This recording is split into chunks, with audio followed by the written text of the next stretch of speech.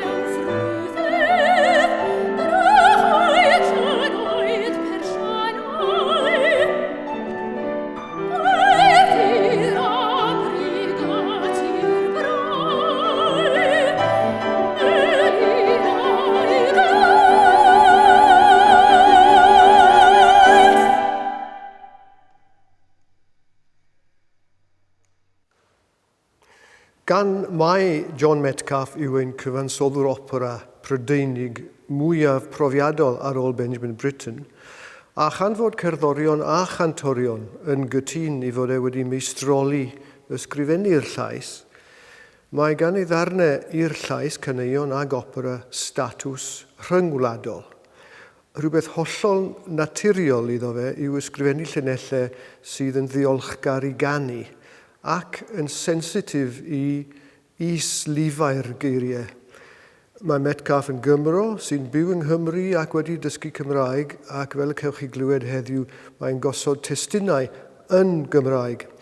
Ac ei fod e wedi dilyn arddull lleisiol Cymraeg, Mirion Williams a Dilys Elwyn Edwards ac eraill i ryw raddau. Rwy'n meddwl o dewis Metcalf o ymdeimlad heb sentiment mewn traddodiad ehangach, traddodiad Prydeinig ac efallai traddodiad Americanaidd hefyd, traddodiad o Charles Ives a Samuel Barber. Cyfansoddwyd y caneuon Caru Cymreig yn 2018, eto i gomisiwn gan Jeremy Hugh Williams, ac sy'n cynnwys 200 werin gyfarwydd iawn. Yr hyn sy'n ein taro yn syth am y trefniannau yw pa mor sensitif yw Metcalf wrth osod y geiriau. Mae cyfeiliant y gân gyntaf, ar lan y môr, yn defnyddio harmoniau pentatonig gyda'r ffigurau rhythmig chwaraeus o bosib yn awgrymu'r ddelwedd o donau. Yn ogystal yn yr ail gân, Lisa Lan, mae'r defnydd o nodau pedal cynnil ar y tonydd drwy gydol y gosodiad yn ychwanegu rhywfaint at yr hiraeth yn y farddoniaeth. Eto mae defnydd o'r pedal yn y gân olaf, Bugilio'r Gwenydd Gwyn, ond y tro hwn ar nodyn y llywydd, fel bod y demtasiwn i beidio gorffen gyda'r tonydd yn y bas, fel petai'n atgyfnerthu'r ansicrwydd yng nghwestiwn y bennill olaf. Dywed i mi'r gwir heb gael a rhod anseld a tebion, p'un y fi neu arall an sydd orau gan dy galon. A dyma Rhodri Prys Jones a Wyn Davies i berfformio caneuon Caru Cymreig.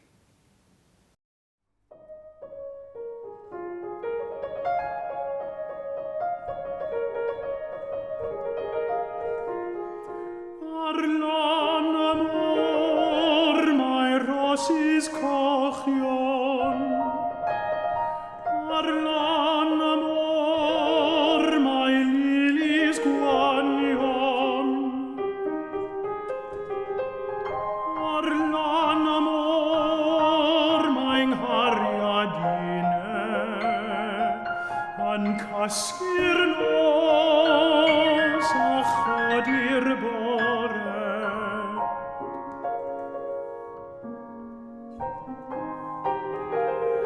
Ar lan y môr mae carreg wastad, lle bym yn siarad gair am cariad.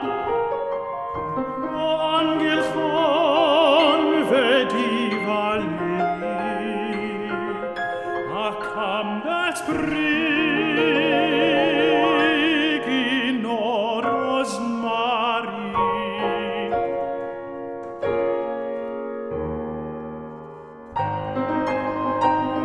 Ar lan y môr mae cerrig leision. Ar lan y môr mae blodau'r meibion. Ar lan y môr mae pob rin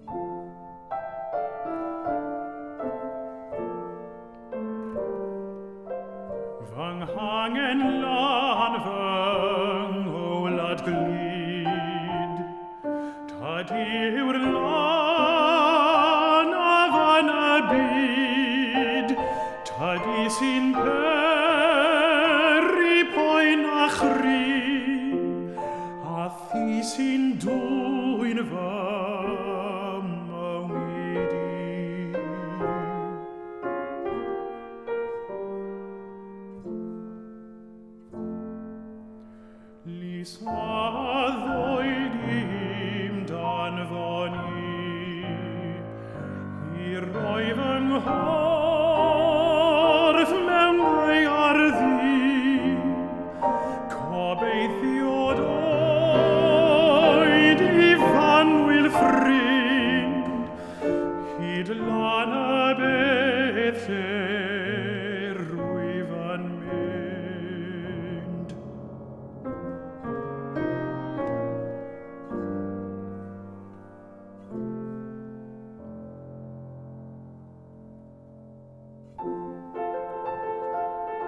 Pan fyddai'n rhodio gyda'r dydd, yng nghalon y fach sy'n mynd yn brydd, wrth glywed sŵn ar radar man, taw hiraeth mawr am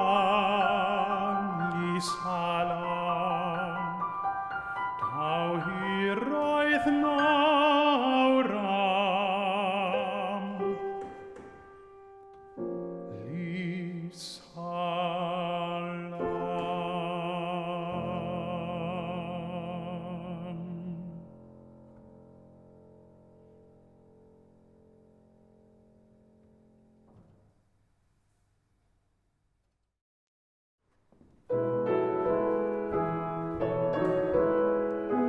Mi sydd fachgen ieuanc ffôl yn byw yn ôl fy ffansi, ma fi'n bugail o'r gwenith gwyn ac arall yn ei fedi. Pam na ddau ar fy ôl, rhyw ddydd ar ôl ei gilydd, gwaith rwy'n dyweld a fein i'r fach yn lanach beinydd.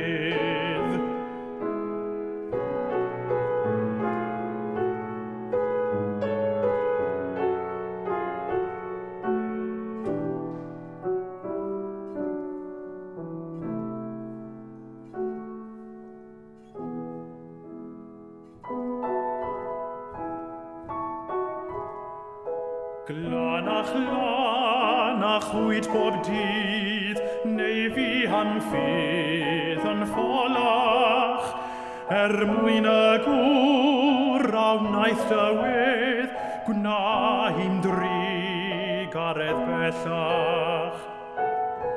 Cwnd y ben gwyl ac wdraw, roi I meddlaw yn dirion, gwaith yn dyfan wesbert ei thro, mae allwedd glof yng nghalon.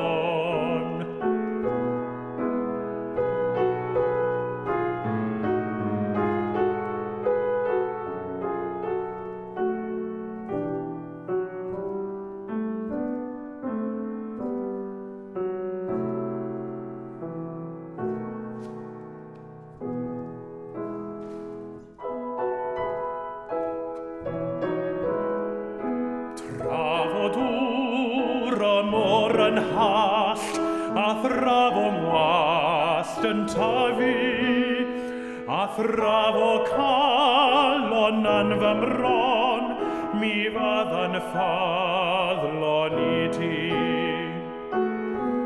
Ta wedim i'r gwir heb gael, a'r hod yn seld a tebion, p'naim y fi neu arall an sydd orau gan dy galon.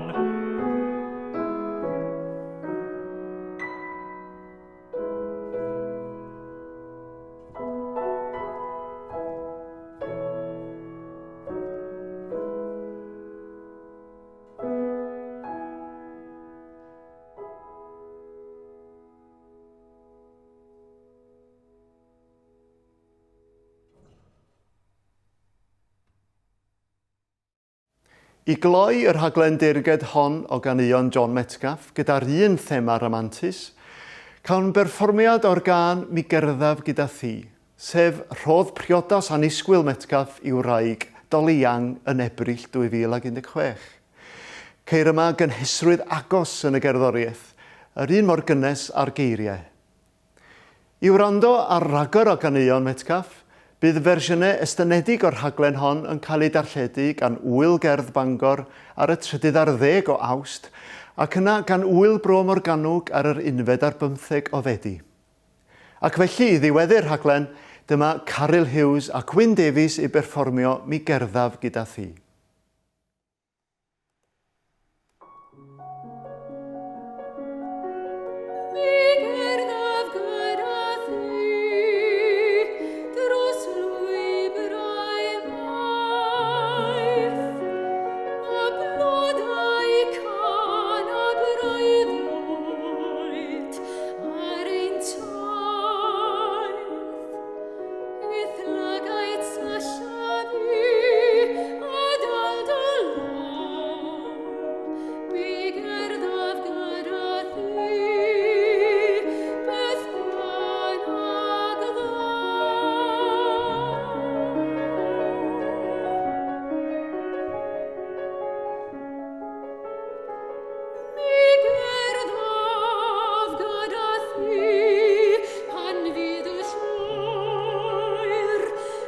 He said